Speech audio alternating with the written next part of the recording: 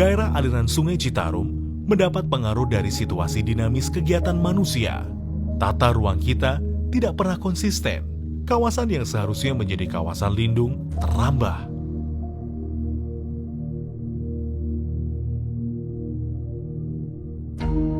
Daerah yang menjadi kawasan resapan berubah menjadi pemukiman. Luas kawasan hutan di wilayah Sungai Citarum adalah 32.619,54 hektar. Sedangkan luas areal terbangun atau perkotaan adalah 40.714,4 hektar. Dalam 20 tahun terakhir, terjadi perubahan tutupan lahan kawasan hulu yang cukup memprihatinkan. Hutan berkurang 54%. Kawasan perkotaan bertambah 233%. Kawasan industri bertambah 868%. Kawasan pertanian berkurang 55%. Pada tahun 2010, penutupan lahan di Des Citarum Hulu menunjukkan bahwa hanya 12% area saja yang berhutan. Dengan kata lain, Des Citarum Hulu mempunyai kemampuan yang rendah dalam menyimpan air dan mengendalikan erosi serta sedimentasi.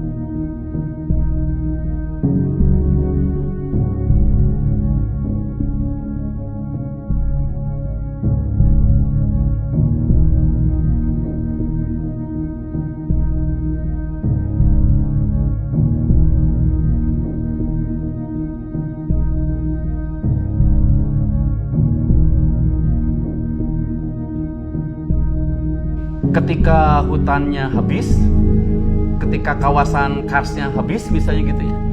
Jadi si tanah yang ada di lereng-lereng gunung di seputar Cekungan Bandung, begitu hujan turun akan langsung terbawa.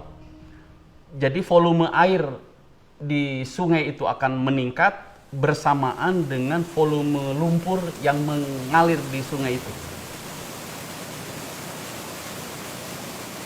Nantinya mengendap di dasar sungai, mengendap di danau, di waduk, bila sungai itu sudah dibendung.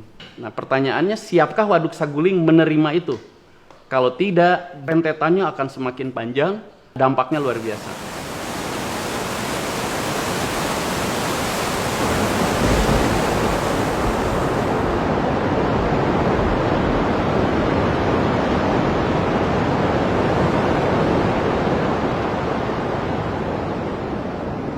Sedimentasi itu terus terang mengurangi volume waduk, sehingga waduk itu cepat melimpas.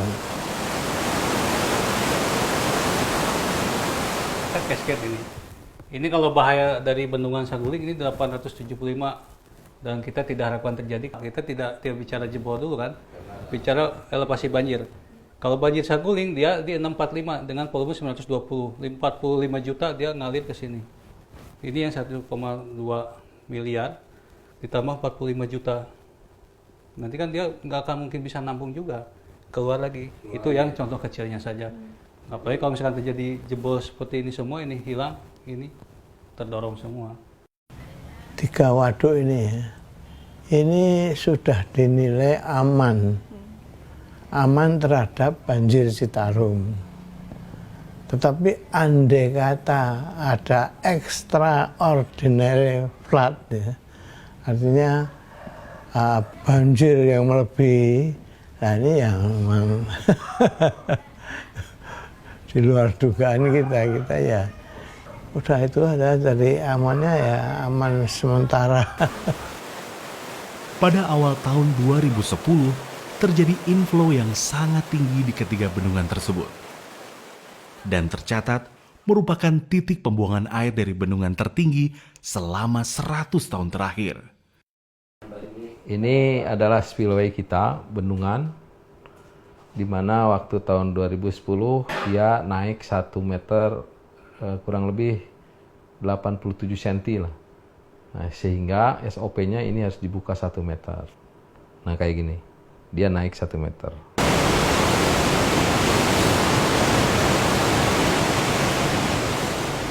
Resikonya seperti ini, Pak. Jadi yang tadinya sungai misalkan hanya lebar 8 meter jadi berapa 20 meter gitu. Dengan cuaca elevasi 643,87 waktu itu. Kemudian ini jembatan yang tadinya ada runtuh juga, Pak. Sekitar bentang berapa meter gitu. Ada rumah rubuh juga karena airnya tinggi. Nah, seperti ini ke masyarakat.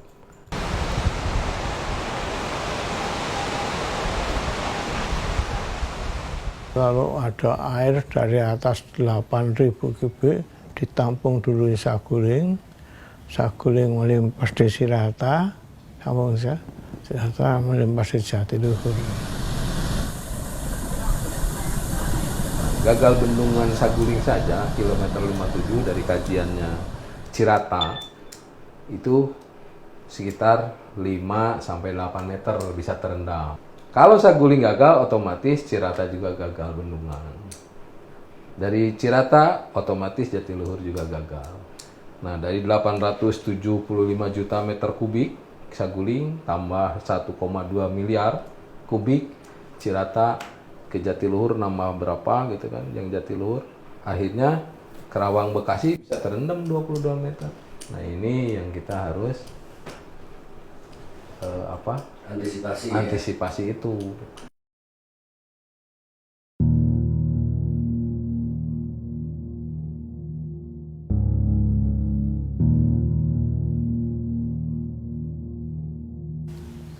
Jadi kalau terjadi Saguling limpas, Cirata limpas, Jatiluhur limpas, memang ya bencana itu. Kalau terjadi, hampir seluruh Kerawang Utara tuh tenggelam.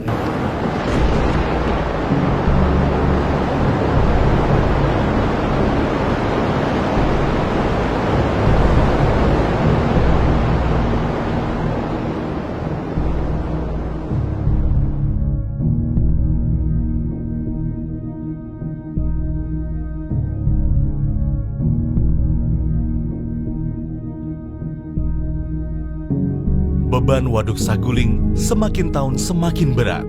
Selain menampung laju sedimentasi yang semakin cepat dan semakin tinggi, serta menampung air limbah kawasan perkotaan Bandung, luas Waduk Saguling juga semakin menyempit oleh pembangunan yang dilakukan oleh pengembang perumahan elit di bantaran Waduk Saguling.